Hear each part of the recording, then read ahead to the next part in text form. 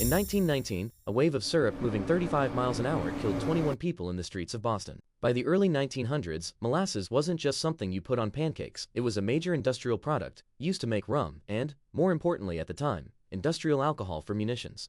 Demand was high, and companies were racing to store as much of it as possible. In Boston's North End, one company built a massive storage tank to keep up, 50 feet tall, 90 feet across, capable of holding over 2 million gallons of molasses.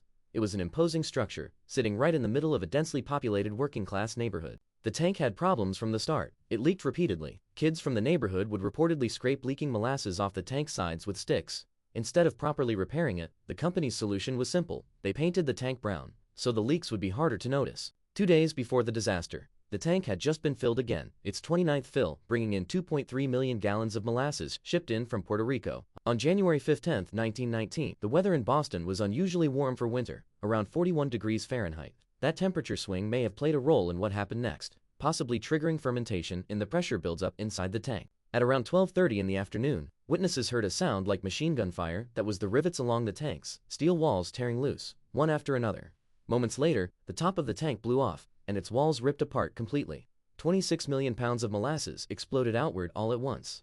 Some reports describe a wave up to 40 feet high, moving through the streets at roughly 35 miles per hour, fast enough that people couldn't outrun it. The force of the wave was staggering. It knocked a fire station off its foundation, tore an elevated train track apart, crushed buildings, and picked up a truck, hurling it straight into Boston Harbor. People, horses, and dogs caught in the wave's path were swept off their feet and buried under the syrup. And because it was winter, the molasses cooled and thickened far faster than it would have in warmer weather, turning into a dense, sticky trap.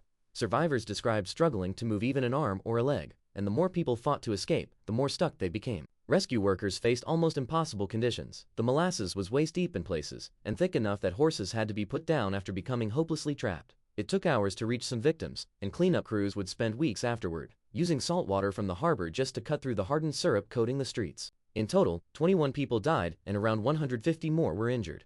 It remains one of the deadliest industrial disasters in American history, caused not by an explosion or a fire, but by something as ordinary as molasses. In the years that followed, thousands of lawsuits were filed against the company responsible. The case became one of the first in the U.S. where engineers were called to testify as expert witnesses in court, and it ultimately led to stricter industrial safety regulations and construction codes across the country. Even today, nearly a century later, the exact technical cause of the tank's failure is debated.